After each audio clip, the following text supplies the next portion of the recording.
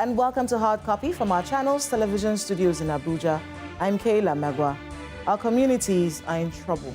Poverty is spearheading a revolution that is determined to destroy everything that makes us human. Within the first 2 months of 2026 alone, at least 5 major attacks across northern Nigeria have left more than 270 people dead and over 215 abducted. The Hum Angle Tracker, compiled by Abdul Samad Ahmed Yusuf and Abdullahi Abubakar, documented 136 incidents of insecurity nationwide during the month of February alone. And that's even before this particular attack we're seeing in Borno. A 3.5% decrease from the incidents recorded in January at the time. But fatalities have increased in February, rising from 481 deaths in January to 624 in February. Since we're still talking about mid-March right now, let's focus on the statistics from February alone. Killings. Kwara State had the highest number of deaths from insecurity nationwide with 174 deaths. Zamfara was next with 149 deaths. Borno and Kebbi recorded 48 deaths each, and Benue State 38 people dead. On a regional basis, the North Central recorded the highest death toll with 278 fatalities. The Northwest, 217 deaths. The Northeast, 112 deaths. Southwest, 9. Southeast, 5, and South 3 deaths. Let's talk kidnappings in February alone. 419 people abducted across 33 separate incidents in 13 states like Niger, Kwara, Edo, Akwa Ibom, Katsina, Sokoto, Kaduna, Zamfara, Benue, Ebonyi, Plateau, Kano, and Ondo states. 63 terror-related incidents in February alone. The Hum Angle report notes, quote, "The scale of the incidents and persistence of organized armed conflict highlights the urgent need to strengthen citizen protection measures and address vulnerabilities in conflict-affected areas." That was just February.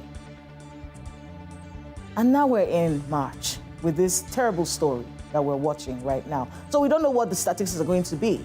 But that's where my guest comes in. You see, the president believes communities have a very important role to play in ensuring their own safety. He believes this so much, he hired a senior special assistant on community engagement, and she happens to be my guest tonight. The question is, how do you stop violence in communities where poverty, broken promises, and poor governance has turned the citizens into criminals? Nigerian nurse, gender rights activist, community development worker, and politician who currently serves as a senior special assistant to the president of Nigeria, Bola Tinubu, on community engagement, Abiodun Esiet, joins us tonight on Hard Copy.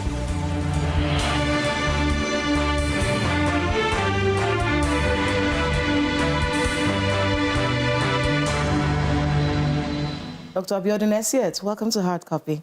Thank you for having me. Your catchment area is the North Central. Exactly. There's also bedeviled by a lot of banditry and kidnapping and whatnot. So what does the job entail itself? Okay, thank you so much. So the president created this office for us to be able to get the in-process of people at the community concerning different things federal government intervention have done. So and at the same time, we also use that avenue as community engagers to also feedback this community about what federal government is doing in terms of security, in terms of infrastructure, in terms of everything that concerns federal government. So our work is just to get feedback from the people and also provide answers, opportunity, clearance, and also to gain trust. So when we started this work, we did a survey. I did a survey, baseline survey, to understand people's perception about engagement. How, when you say engagement, for people that have been in the development field, you expect the local governance or the local government to do that more. But when they hear engagement from the federal government, wanted to hear people's perception about what do they feel about this engagement, how do they respond to federal government engagement. And we discovered that since we took over from the democratic governance, there has been lack of trust. What are your findings in your engagements in communities in the North Central, especially those that are ravaged by banditry, like in Benue State and all of these other places? What kind of feedback are you getting from the community there? Thank you so much for answering that question. You know, when the issue about the Christian genocide started in the North Central, the Middle Belt, so to say, you know, my office was, you know, called severally by different people. The U.S. Embassy also visited my office to clarify a few things and follow up on some of my interventions. So from my experience managing community engagement for the North Central, I realized that most of the major cause of the conflict within the North Central can be solved in a non-kinetic way. Then, you know, some, maybe 50% kinetic, 50% non-kinetic. So there are some areas that are being terrorized by bandits, by terrorists, which you need a kinetic action, where you have the military or the police or the security engage in force in making sure the community are peaceful. But most of the triggers to some of the most devastated conflicts in the North Central can be actually solved by all sitting down together and hearing ourselves. Is that what you meant by non-kinetic Yeah, non-kinetic conversation, non-kinetic method. Some people say that the actual non-kinetic solution to problems of insecurity in Nigeria is poverty eradication. Some of these issues have started from historical mistrust, historical grievance 2 decades, 20 years ago. So when you have people you see it as friends coming and going, and suddenly it becomes a major attack because there's something that happened that have not been monitored, or people are not being paid attention to when this crisis are being monitored. And I could see failed of government's presence as well. Some of the politicians actually use this in their own favor. Once the community is not settled, then they could swing the narrative in their own favor, which I think is not fair to the people or to the communities that the communities in the North Central, are they feeling the presence of the Tinubu administration in your view? Of course. Well, you know, one of the things that people actually wanted is the presence of government. Is your president to say, yes, I can hear you. Just to hear him speak to them. And I understand your pain. I was in Jakarta. It took me 10 hours to get there. To and fro. That's 10 hours. But I visited that on behalf of Mr. President because that's part of my work. And they appreciated that. For the fact that they know there's another person that is listening to them because they feel security is Mr. President's paramount, you know, action, responsibility, because we don't have state police, we don't have local police. So everybody you look up to when it comes to security architecture is controlled by the commander-in-chief of that. That community you just mentioned, Jakarta. Where is it? It's in Benue. It's in Kwande local government. In Kwande? Yes, please. And Benue is an APC state, isn't it? Exactly, it is. The governor belongs to the same party as the president who hired you. Yeah. So a lot of these communities are saying that the problem is that you're not keeping to the promises as a party. The APC is not keeping to their promises. And because of that, they do not feel that the government is someone that cares for them. Is it just about talking or about keeping the promises that were made? In that Jakarta, when promises made to the people when it came to the elections from the APC? So I'm not talking about the promises now, but I'm talking about having a presence of federal government listen to your concern at the time where you need it the most. I don't know about the promises made by anybody, but, you know, Jakarta is under a state, and I'm sure the state governor is doing quite well. It's because he has visited the place before me and also did some assessment, but I felt it's important as a community engager to listen to people's concern and understand what are the issues. So these are the issues, like I said earlier, that have been going on for 20 decades. Someone you call your neighbor, or somebody you see as visitors, bring his cow, or bring something, and you're having a dispute. You say, oh, you don't want this. And you have a law that is also promoting that. You have an anti-grazing law is active in Benue State. So you're saying, okay, we don't want that. So there are conflicting interests. And when they say they want to see Mr. President, it's because the issues that is concerning them is insecurity. And they felt the only person that can actually solve their problem is Mr. President. And that's why I had to go there to reassure them that we are actually monitoring what is going on. Why? Because there are different faces to their problem. It's not just about crisis. So we have illegal mining going on right there, right? And because those are factors that is contributing there. When you see, you can see from the documentation of the speech, some of the community leaders said a place will be attacked, their neighbors, their communities will be attacked, but the miners are not touched. Who are these miners? Who are they? Are they licensed miners? Are they illegal miners? Those are facts and figures that we should ask. So if they're asking me now, they've asked me to send to report to Mr. President that you should stop illegal mining in that area because they feel it's attached to their security. So that's the trust that they're asking for. Beyond any demand as if it's an APC government or not an APC government, beyond that, They are just asking for an action for the federal government to come to their aid because they've seen something related to the sole responsibility of federal government that they want federal government to act upon.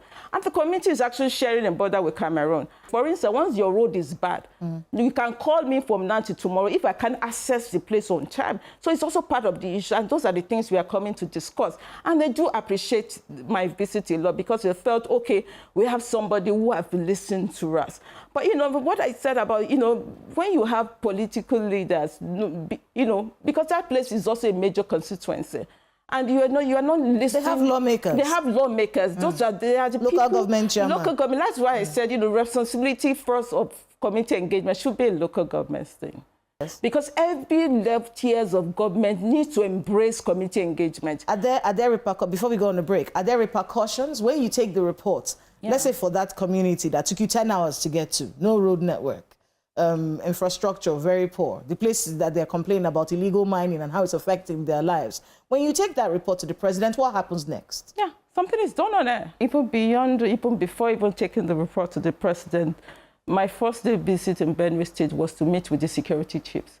Because I've already gotten feedback from the community about what the issues are. There's the issue of a lack of trust in some of the security agencies because of some obvious reason. You say, okay, you don't come on time, you come when the attacker has left. So compared, when I use 5 hours to come from a place to your community, how much will it take when I'm bringing every military vehicles? It's going to take longer hours. So those understanding also needs to be there. Beyond that, people are asking, committee are asking for FOBs, forward operation base, in their community so that you don't have to take long hours, which I think Mr. President has approved, for an FOB to be situated around that one-day area so that you can easily monitor those communities. So the places in the North Central that you cover, Benue, Kwara, Niger, Plateau, Nasarawa, FCT. So Plateau? Yes. Kwara? Yes. Those are places that are hotspots. Exactly. So when you mention the impact of what we do in terms of you get a report and what do we do with it. So even before we submit those reports to Mr. President, we have already submitted to members of Federal Executive Council. For instance, in the security case, you have the Minister for Defense. You know, because insecurity issue is not something you delay. So as something is happening, you're already forwarding maybe through WhatsApp or through a call and say, my community is in crisis. I will cite an example. I'm a chief from Akwanga local government, and this is the symbol that I'm a chief. And my chieftaincy was due to some of the response that we did to a community in chiefdom that was having an insecurity issue. So a village head was kidnapped. And I was called in the early hours of the morning and said, this is what is going on in my community, and it's been going on for years.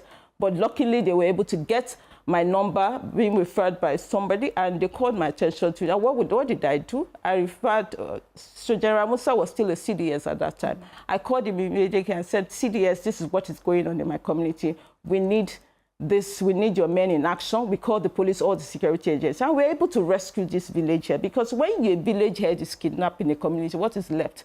It's as if you caught the earth in the community. So, you know, the community will be in fear. There will be tension in those communities. And before you know it, we got the man rescued. But the traditional leader covering that, you know, that area make the request to me that, you know, there should be a military checkpoint at one point from the Akwanga that leads to Jos, that if there's a checkpoint at that level, it will reduce the rate of kidnapping, it will reduce the rate of bandits, and within 12 hours, that was done. So a military checkpoint was put there. And they felt, oh, is this governance? It was strange to them, but that is what our work is meant to do, for us to bring governance close to the people. Conversations are with the people themselves. Exactly. So the political leaders in those places, like in Kwara, or in the Plateau, or in Benue, which we have been talking about for quite a while, the political leaders in those places, when I asked for what repercussions, is there, do they get a yelling from the president? Is there something that happens, or are they just, the work is going on regardless of their contribution or lack of? I think the citizens who elect leaders are also responsible to hold them accountable.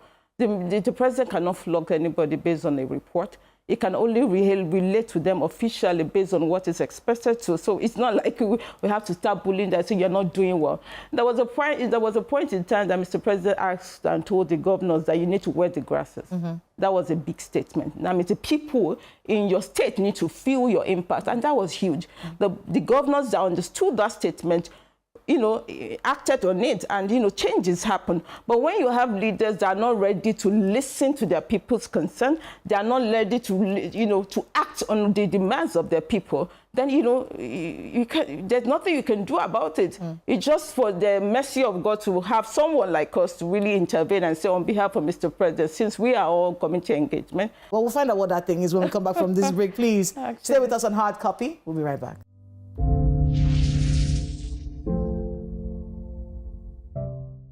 Welcome back to Hard Copy. If you've just joined us, Dr. Abiodun Esiet, the Senior Special Assistant to the President on Community Engagement for the North Central, joins us tonight. Thank you so much for being here. Thank you for having me. Still having engagements with the United States government, your office? No. Why? I'm done with the engagement. No, they just wanted to find out my interventions because they've been briefed about what I've been doing, and I was sent on a peace mission by Mr. President, and they understood that. They just wanted my own narrative about what I've been doing and how my office has been helping in terms of early warning and early response, because they were interested in more of that, more of the community engagement and the feedback from the community. And after your engagement with them, was there any outcome? They just said thank you for... No, I think thank you for telling us. They came much earlier before they came for their official visit to Nigeria. And part of what we discussed actually led them to the kind of directions they use, in terms of movement, where we're going. They visited Plateau and, Benue as well. So it's part of what they, they've discussed with me that it won't help them in terms of, okay, this is what we are meant to do. This is what we are helping the federal government with, because we know there are challenges in this area and all that. So it's a collaborative effort. How do you feel about the collaboration? Because there are people who are a little skeptical about United States troops on the ground here in Nigeria. I'm kind of skeptical about it. But I think the people of Nigeria also deserve some kind of support to help, address some of these counter-terrorism. And if you have seen what United States have done, their narrative before invading a country and their narrative after, you can see there's a construct opinion, and there's a construct in it. You say, okay, I'm invading Venezuela because you are doing drugs and all that. And after invading Venezuela, you're talking about the crude oil. It's been like that. And they're doing the same thing in Iraq. And they'll be doing the same thing in Cuba. So it's been like that. Just few people, I'm sure the government understand what is in there, what is your main goal, why are you here? But for the fact that you say you want to help, okay, we are ready because we need your help in terms of addressing terrorism. But if there's something else that comes on, we have to be on the same page. The skepticism. So I am kind of skeptical about it. That saying, the road to hell is paved with good intentions. Exactly. We're just trying to help. So I just accepted their interview based on the fact I know it's something they just wanted, because they are coming on, we want to collaborate with you. They're coming on, oh, we're just ready to help. And I also questioned them about the narrative of the Christian genocide, that it has made Nigeria vulnerable. I was able to explain my view about that, because Nigeria is already divided by different tribes. And say, I'm Hausa, I'm Yoruba, and Igbo. We're already divided in that aspect. But we're now adding religion into it, makes so many very vulnerable. And you could see, I explained to them, their narrative has led to the attacks that we have after that narrative came out. Their narrative, their narrative, view, led to some of the attacks. Because a lot of people have been kidnapped in Niger. Before now, I've been documenting what has been happening for over 10 years in Niger. There's not been any religious angle to it. So suddenly you're attacking the Catholic school, suddenly you're attacking the Christian community, and you are now making the Christian vulnerable. So those are part of the narrative, because now they feel, oh, once you attack a Christian community, we'll get money, because the government will be like, oh, don't embarrass us again, or no, don't do this again. Now you're making Nigeria vulnerable, and now the targets are now the Christian community. So if we go to IDPs in Niger State, go and get the statistics of the religious classification of the people there, you understand everybody is being affected. So it's not just about the Christian. Muslims are in Nigeria that have been affected. Now you compare it with what is going on in Borno. The people that have been affected by these attacks have been majorly Muslim when they were trying to even break their fast. So when somebody that doesn't understand what is going on in Nigeria come and say you're projecting a narrative at our own disadvantage. So I made them to understand that this narrative is the actual point, because based on what I know, there are more causes to the issues that you are describing, and it's not really Christian genocide. Recently, some people were killed in a mining port in Plateau State. Why didn't you say there's illegal mining or contest for these scarce resources are also major issues that is affecting the crisis in Plateau State? Why are you not framing it as a Christian genocide? Because some people are benefiting. Now you're coming out and saying the Muslim ticket wouldn't favor us. But how will it address the issues that you are facing in Plateau State? If I put a Christian there, how will it solve the issue? When both of us understand that the issue you're facing in Plateau State has been historical mistrust, historical grievances, which you are not ready to sit down with other people to address some of these things. But what political narrative benefits from stating that there's a Christian genocide in my community? So when you're asking that the Muslim ticket is not good, so you're asking me to put a Christian. You are a Christian, so you already have somebody in mind because you're already projecting somebody, right? But as a politician, even before Asiwaju got his ticket, we knew that if we have to put Asiwaju there as the president of this country, then we need to get a Muslim from the north. There's no way you win an election when the majority of people from the north are kept out of this game. There's no how you win it. But the truth is, this country is basically split in two between Christians and Muslims. And for the people who are asking for a Christian ticket, they want to feel like a Christian is represented Abiola won his election in government. With a Muslim ticket. I hope you remember. Yes, but having Vice President Osinbajo helped the Buhari administration, at least helped the optics of it. It may not help the governance of it, but it helps the optics of it. So it's about how it looks. No, you don't think so? You know, you can't compare Buhari administration of Osinbajo to President Bola Ahmed Tinubu administration with Shetima. Buhari administration, no, they are the Muslims, call Muslims there. You already got the north. So you just need the south, and in the south you have majority Christians. So you just have to balance that. So it's a political decision. It's a political decision. As not about optics. How it looks doesn't matter.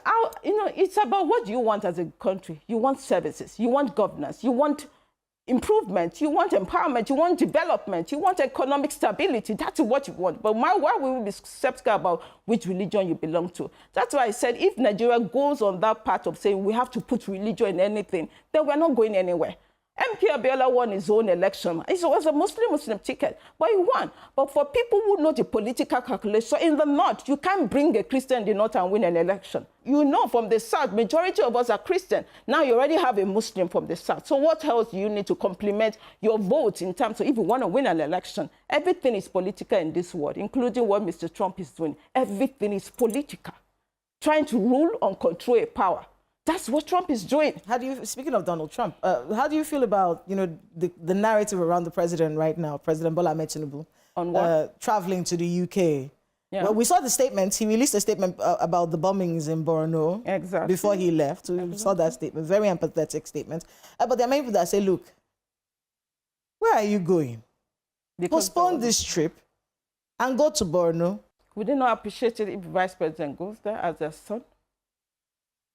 But must we have to cancel a trip when you have already planned for years for this trip? And this is something that is lives have been lost. Yeah, we do appreciate, and I must send my condolences to the family that have been affected in the Northeast. But the reality is, Mr. President needs to be aware and has given the directive on what needs to be done. Some of the security agencies have been briefed on what they need to do. That's more powerful than him going. And that doesn't mean him not going now, that doesn't mean he won't go when he's back. And him directing the vice president to go would not still have the same effect. It will still have the same effect. But because he can't be everywhere. And we also need to understand, okay, he has brought out a press statement and said, this is how he felt so pain. And to be seen throughout his movement in London to show that something is really going on back home that I'm not pleased with. Maybe he reduced some of the meetings. And why giving directive security? I think that's more important because these are terrorists we're dealing with. So you need that kinetic aspect of that, that to keep that peace and give instruction. And that has been done. We have set up community peace structure across the North Central region where you can have early warning, early response, where you can have direct communication with security agencies. What of negotiating with the terrorists? No, I don't believe in negotiation. We don't encourage them to negotiate with terrorists because it's afraid to affect security intervention that we are doing. So we don't negotiate with terrorists. We ask them to relate directly with security agency. And most of the community actually understand. One of the major issues that have come into light since my engagement is the widespread of informants. People within your community giving bandits and terrorists information. They need money. They need money. They need money, Dr. Abiodun. At the detriment of their community? Yes, they are poor. They are poor? Poverty eats. No. If poverty makes humanity. you to lose your humanity, that's another. But that's the thing. Poverty eats at humanity, which is why many people believe that your engagement should be more about eradicating poverty in these communities. Beyond that, we are actually doing much poverty, much eradication empowerment in collaboration with the state government and say this is what the people need. The informants will tell them when the military or when the security agency are approaching your community, and you tell the people that are coming to harm you. At what advantage? So I don't think poverty is part of it. It's about humanity. They should have that humanity and say, we want to protect our community. If they can stand united and say, any informant that we see here, we will release or chase you or kill you. They can hold their ground like that. Because once you have an informant, there's nothing you want to do as security agency that will be effective. Well, Dr. Abiodun Esiet, I have to thank you so much for making out the time to be with us on Hard Copy. Good luck with all the work I know you have ahead of you. Thank you. Thank you for having me. That's Hard Copy this week. I'm Kayla Magwa. Good night.